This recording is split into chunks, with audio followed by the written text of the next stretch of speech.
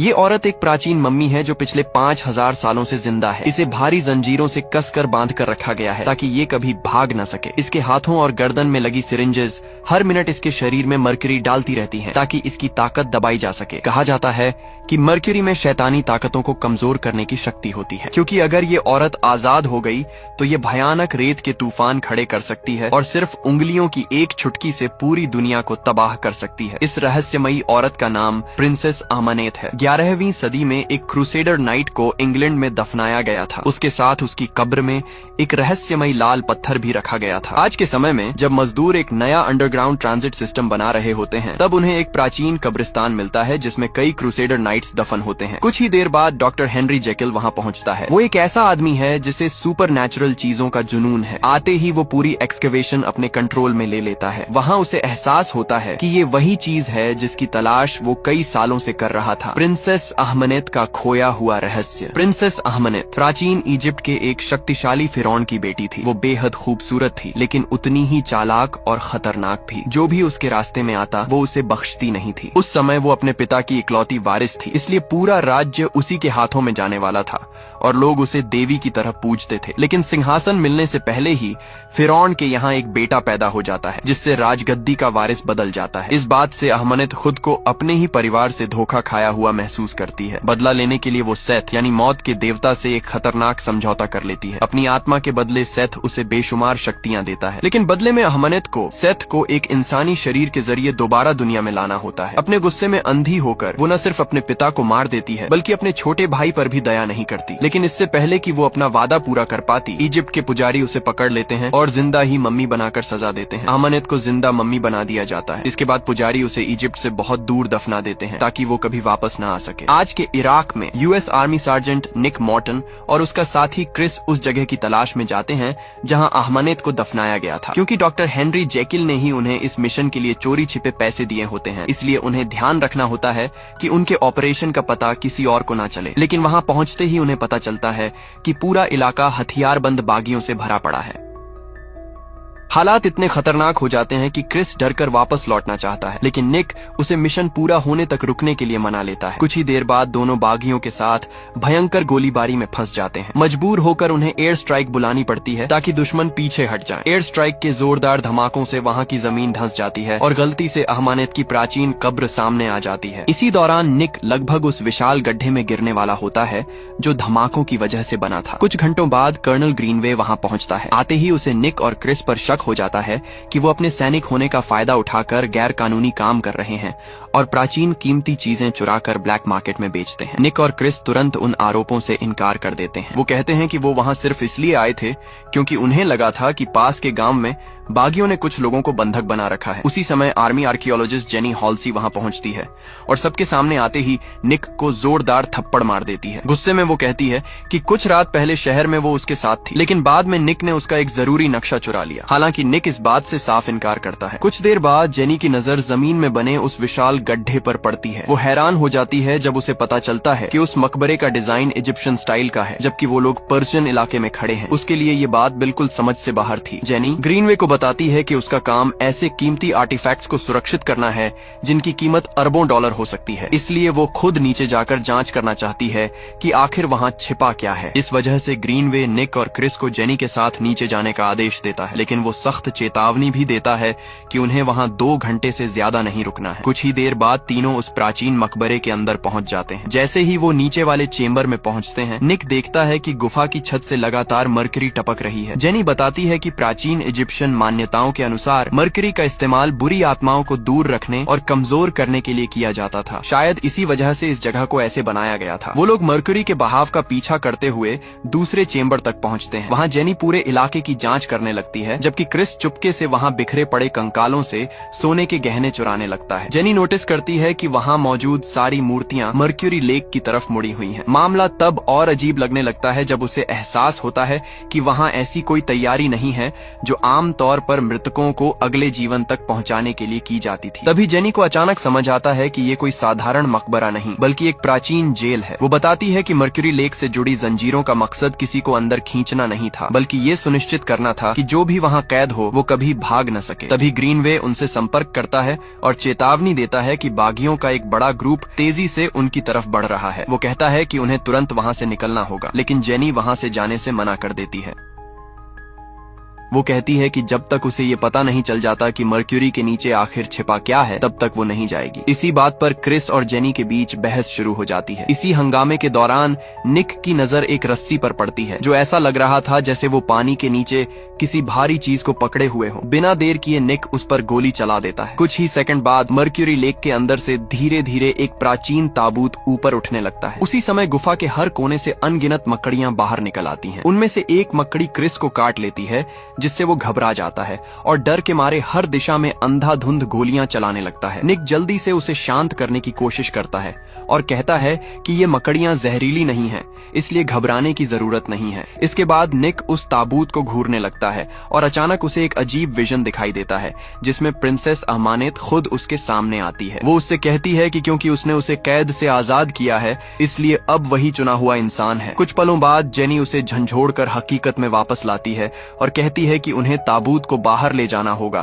ताकि उसकी ठीक से जांच की जा सके। निक अभी भी उस विजन से पूरी तरह डरा हुआ होता है, लेकिन फिर भी वो ग्रीनवे तक ये बात पहुंचा देता है। ग्रीनवे तुरंत एक हेलीकॉप्टर बुलाता है ताकि उस ताबूत को बाहर निकाला जा सके। जब ताबूत को धीरे धीरे हवा में उठाया जाता है, तब निक देखता है कि दर्जनों कौवे उसके चारों तरफ मंडरा रहे हैं, जैसे वो उस ताबूत की रखवाली कर रहे हों। कुछ समय बाद निक, क्रिस, जेनी और कर्नल ग्रीनवे एक एयर स्ट्रिप पर पहुंचते हैं। उसी दौरान आसमान में धीरे धीरे एक विशाल रेत का तूफान बनना शुरू हो जाता है। वो जल्दी से उस ताबूत को मिलिट्री प्लेन में लोड करते हैं और फिर उसे इंग्लैंड ले जाने के लिए खुद भी विमान में सवार हो जाते हैं। उड़ान के दौरान क्रिस की हालत तेजी से बिगड़ने लगती है, लेकिन विमान में मौजूद किसी को भी उसके अजीब व्यवहार पर खास ध्यान नहीं जाता। इसी बीच निक फिर से जेनी के करीब आने की कोशिश करता है। वो कहता है कि शायद उसने सच में उसका नक्शा चुराया था, लेकिन वो ये भी कहता है कि उसके लिए उसकी फीलिंग्स बिल्कुल सच्ची हैं। लेकिन जेनी कहती है कि उसके मुताबिक निक सिर्फ एक चोर है जो कीमती चीजें बेचकर पैसे कमाता है। कुछ देर बाद जेनी ताबूत पर लिखी इंस्क्रिप्शंस को पढ़ना शुरू करती है। उन लिखावटों में अहमनेत की जिंदगी और उसके श्राप की कहानी छिपी होती है। उसी दौरान निक को फिर एक डरावना विजन दिखाई देता है। इस बार वो अहमनेत की पूरी कहानी देखता है, लेकिन अब उसे एक और खौफनाक सच पता चलता है। उसे एहसास होता है कि शैतान सेथ को इंसानों की दुनिया में वापस लाने के लिए उसी को चुना गया है। तभी अचानक क्रिस उठ खड़ा होता है, जैसे अब वो अपने होश में ही ना हो। वो तुरंत एक चाकू लेकर ताबूत खोलने की कोशिश करता है। ग्रीनवे उसे रोकने की कोशिश करता है, लेकिन क्रिस उसे चाकू मार देता है। इसके बाद क्रिस, निक और बाकी लोगों को मारने की भी कोशिश करता है। मजबूर होकर निक को अपने ही साथी पर गोली चलानी पड़ती है। उसी पल हजारों पक्षी अचानक विमान के बाहर दिखाई देते हैं और जोर जोर से एयरक्राफ्ट से टकराने लगते हैं। खिड़कियां टूट जाती हैं और प्लेन के इंजन्स बर्बाद हो जाते हैं। इस वजह से विमान अपना कंट्रोल खो देता है और इंग्लैंड की तरफ जाते हुए आसमान से गिरने लगता है। इतनी भयानक तबाही और प्लेन क्रैश के बीच भी निक जेनी को पैराशूट पहनाने में कामयाब हो जाता है। फिर वो उसकी जान बचाने के लिए उसे विमान से बाहर धक्का दे देता है, लेकिन दुर्भाग्य से निक बाकी सैनिकों के साथ क्रैश प्लेन के अंदर ही रह जाता है। ऐसा लगता है कि क्रैश में सभी की मौत हो गई। अगले सीन में जेनी को मॉर्ग ले जाया जाता है, जहां डॉक्टर्स उससे प्लेन क्रैश में मारे गए लोगों की पहचान करने के लिए कहते हैं। उधर निक अचानक बॉडी बैग के अंदर जिंदा जाग जाता है। वो पूरी तरह डरा हुआ और हैरान होता है कि उसके आसपास आखिर हो क्या रहा है। जब वो पीछे मुड़कर देखता है तो उसे क्रिस वहां खड़ा दिखाई देता है, जैसे कुछ हुआ ही ना हो, जबकि साफ तौर पर उसे मर जाना चाहिए था। निक तुरंत उससे जवाब मांगता है, लेकिन क्रिस सिर्फ रहस्यमयी मुस्कान देता है और कहता है कि अब उसे सब समझ आ चुका है। कुछ पलों बाद जेनी कुछ डॉक्टर्स के साथ वहां पहुंचती है। निक को जिंदा देखकर उसे अपनी आंखों पर यकीन नहीं होता, क्योंकि उसे पहले ही मरा हुआ करार दिया जा चुका था। वहीं पता चलता है कि सिर्फ निक ही क्रिस को देख और उससे बात कर सकता है। उधर क्रैश साइट के दूसरी तरफ 2 ऑफिसर्स जांच कर रहे होते हैं। तभी उनमें से एक को अहमानेट का ताबूत मिल जाता है। जिज्ञासा में वो ताबूत खोल देता है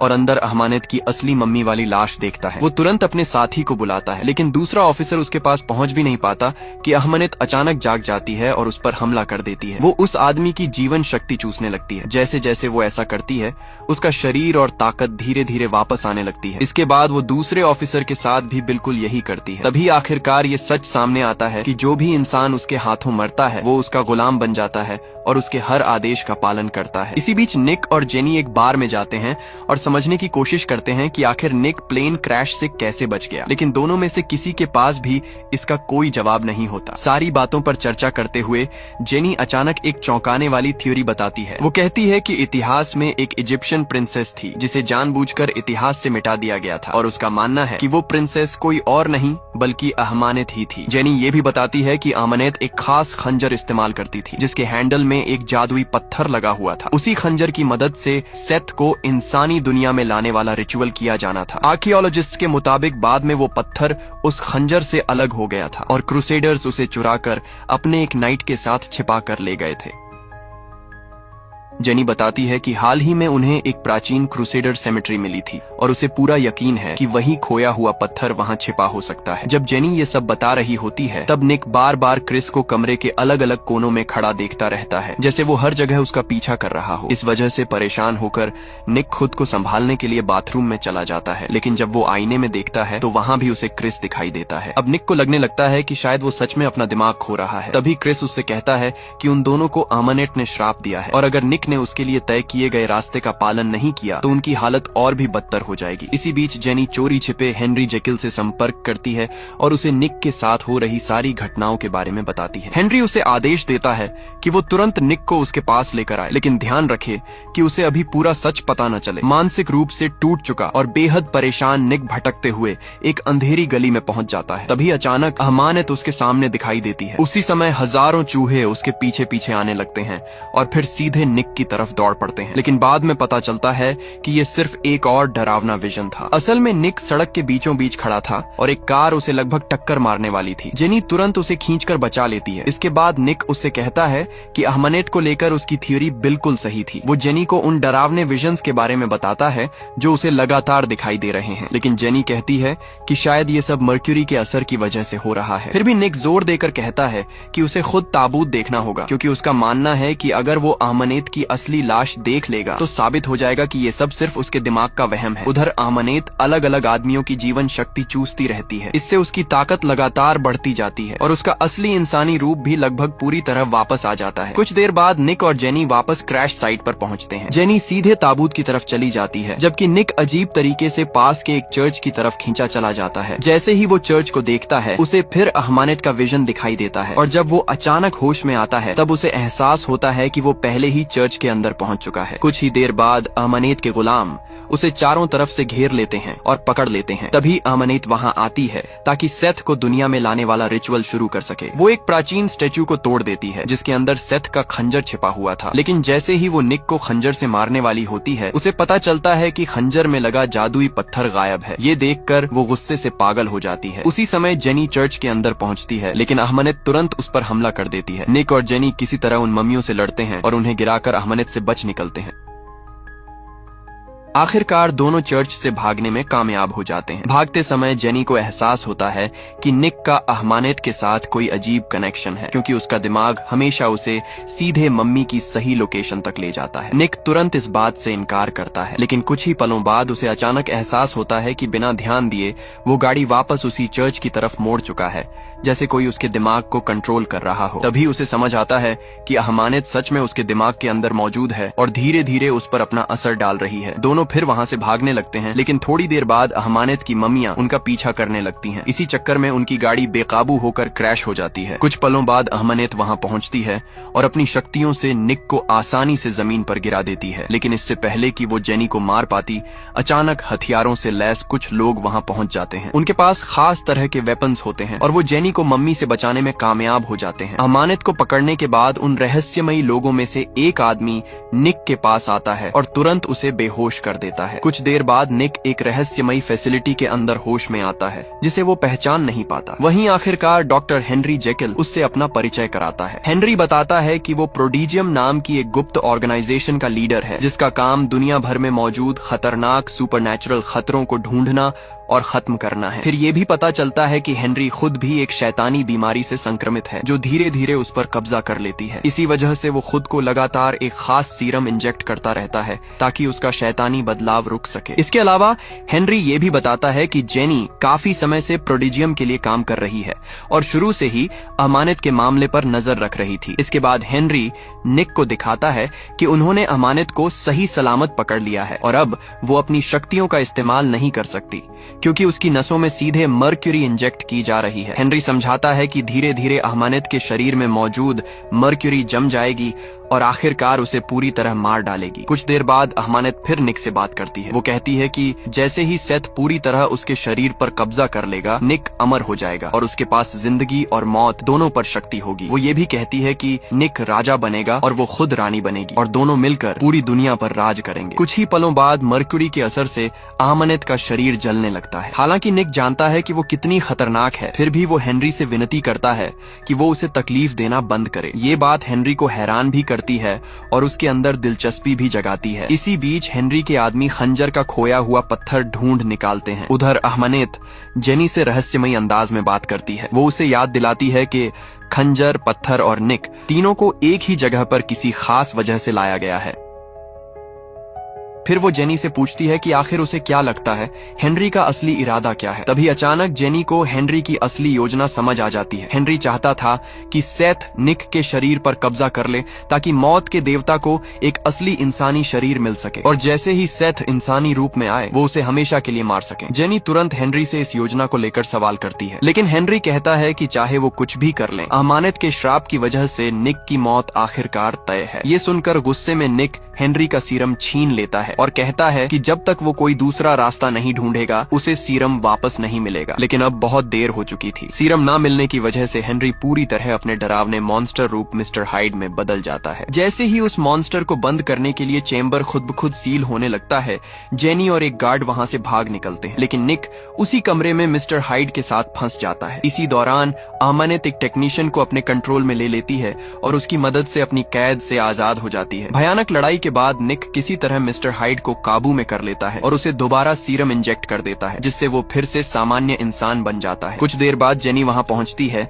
और निक से कहती है कि उन्हें तुरंत क्रूसेडर कब्रिस्तान जाना होगा ताकि पत्थर को नष्ट किया जा सके। वो समझाती है कि जैसे ही पत्थर नष्ट होगा अमानत रिचुअल पूरा नहीं कर पाएगी और ये श्राप हमेशा के लिए खत्म हो जाएगा। जब निक और जेनी कब्रिस्तान की तरफ जा रहे होते हैं तभी अमानत अपनी पूरी शक्ति छोड़ देती है और एक विशाल रेत का तूफान पैदा कर देती है जो पूरे लंदन को अपनी चपेट में ले लेता है। इस अफरा तफरी के बीच निक और जेनी एक दूसरे से अलग हो जाते हैं। तभी क्रिस एक बार फिर निक के सामने दिखाई देता है। क्रिस उससे कहता है कि वो उसके पीछे आए क्योंकि उसे पता है कि पत्थर कहाँ छिपा है, लेकिन बाद में पता चलता है कि वो पूरे समय झूठ बोल रहा था और सिर्फ निक और जेनी को अमानत तक पहुंचाने की कोशिश कर रहा था। उसी समय अमानत अपनी शक्तियों का इस्तेमाल करके क्रूसेडर नाइट्स की लाशों को दोबारा जिंदा कर देती है ताकि वो पत्थर वापस हासिल करने में उसकी मदद कर सके। लंदन अंडरग्राउंड के अंदर अचानक जेनी पर उन ममियों में से एक हमला कर देती है, लेकिन ठीक समय पर निक वहां पहुंच जाता है और उसकी जान बचा लेता है।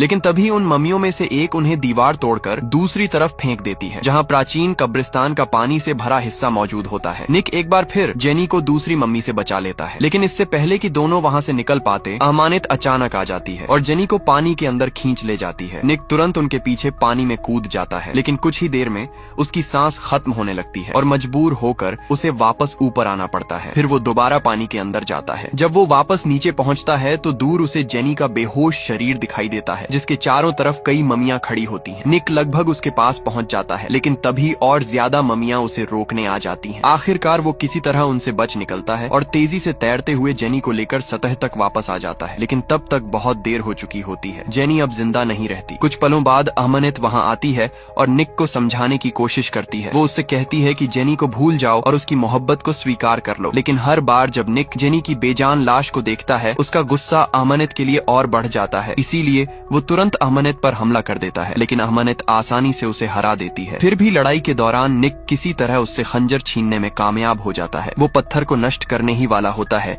कि अहमनेत उसे याद दिलाती है कि अगर वो सेथ को अपने शरीर पर कब्जा करने दे तो उसे जिंदगी और मौत दोनों पर शक्ति मिल जाएगी। उसी पल निक को एहसास होता है कि जेनी को बचाने का अब सिर्फ यही आखिरी रास्ता बचा है। बिना एक पल गंवाए वो खुद को उसी खंजर से मार लेता है। कुछ ही देर बाद सेथ पूरी तरह निक के शरीर पर कब्जा कर लेता है और निक अहमनेत के लिए अपना प्यार जाहिर करता है। लेकिन जैसे ही उसकी नजर जेनी के शरीर पर पड़ती है, अचानक निक दोबारा खुद पर कंट्रोल हासिल कर लेता है। फिर सेथ की शक्तियों का इस्तेमाल करके वो अहमनेत की जीवन शक्ति चूस लेता है। इसके बाद वही शक्ति इस्तेमाल करके वो जेनी को दोबारा जिंदा कर देता है। जब जेनी होश में आती है तो सबसे पहले उसे अहमनेत की मरी हुई लाश दिखाई देती है। इसके तुरंत बाद वो निक को ढूंढने लगती है। आखिरकार उसे निक एक अंधेरे कोने में छिपा हुआ मिलता है, लेकिन जैसे ही वो उसके पास आने की कोशिश करती है, निक उसे रोक देता है और कहता है कि फिलहाल उससे दूर रहे। निक बताता है कि अब उसे खुद नहीं पता कि वो आखिर क्या बन चुका है और उसे डर है कि कहीं वो जेनी को नुकसान ना पहुंचा दे। जाने से पहले निक उससे कहता है कि वो उसे सच में प्यार करता है और काश उनके पास साथ बिताने के लिए थोड़ा और वक्त होता। ये कहने के बाद हेनरी और उसके आदमी वहां पहुंचने से ठीक पहले निक वहां से गायब हो जाता है। फिल्म के आखिरी सीन में हेनरी और जेनी इस बारे में बात करते दिखाई देते हैं कि आखिर निक कहां चला गया होगा। हेनरी कहता है कि अब निक एक मॉन्स्टर बन चुका है, लेकिन उसके अंदर अभी भी थोड़ी इंसानियत बाकी है, इसलिए शायद वो पूरी दुनिया में घूमकर अपने श्राप का इलाज ढूंढने की कोशिश करेगा। उधर इजिप्ट में निक को एक नई यात्रा की तैयारी करते हुए दिखाया जाता है। उसके साथ क्रिस भी होता है, जिसे निक ने अपनी शक्तियों से दोबारा जिंदा कर दिया था। फिल्म के अंतिम पलों में निक और क्रिस घोड़ों पर सवार होकर रेगिस्तान की तरफ बढ़ जाते हैं, जबकि निक के पीछे एक विशाल रेत का तूफान चलता दिखाई देता है, जो उसकी नई शक्तियों का प्रतीक होता है और कहानी यहीं पर खत्म हो जाती है।